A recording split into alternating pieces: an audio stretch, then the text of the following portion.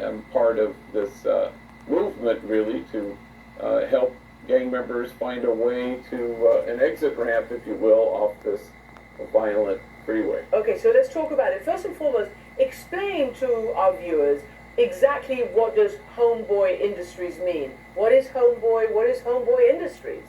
Well, it's evolved now into this. We have 9 social enterprises where rival enemy gang members work side by side with each other. We have this extensive training program with 300 gang members, again, all from rival gangs.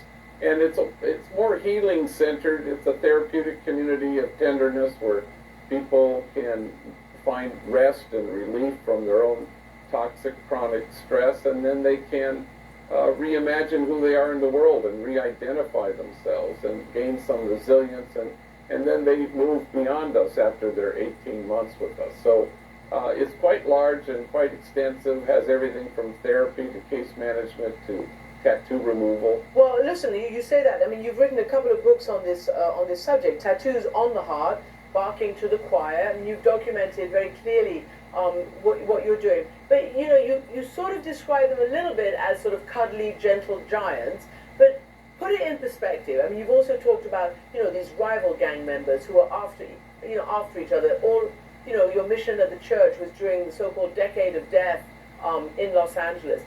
What kind of hardened gang members, including criminals, are we talking about?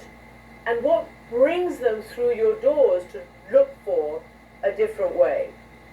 Well, it's like anything in recovery, you know, it takes what it takes. So somebody has to walk through our door. So it can be the birth of a son, the death of a friend, a long stretch in prison, but they have to take that first step.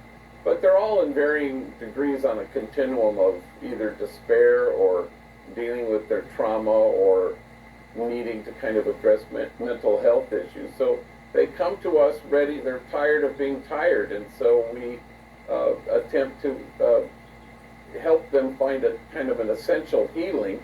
You know, all of us, healing will end in the graveyard, but this is kind of an essential piece that they can take this step. It's our guarantee that they won't reoffend. And still, this week, I'm going to bury my 252nd young person killed in our streets for no reason at all. A young man who worked for us some time ago and was quite addicted to drugs and was killed. I mean, that's a lot of people. 252nd burial in your neighborhood. And you've even talked about how, you know, people you know have been killed by other people you know. I mean, this sort of cycle of violence that doesn't pass you by either. Well, not all of them are from that parish community where I began, because I run a very large gang intervention program that serves the whole county of Los Angeles. I get asked to do this because I know so many gang members, and that's kind of what happens. Now, since we began, you know, gang-related homicides have been cut in half and then cut in half again, and I think anybody in Los Angeles, from sheriff to chief of police to mayor, would certainly acknowledge the singular impact Homeboy Industries has had on that number. So, okay, so let me just quote some of these numbers because they are quite staggering. There are 450 or so gangs in Los Angeles, about a membership of 45,000 if you can name and number them. The LAPD says gang membership is rising, but as you say, homicides and shootings have dropped, as you say, by half and then half again. But of course, 60,000 Los Angeles residents are homeless, thereabouts. And, you know, that's one of the big issues.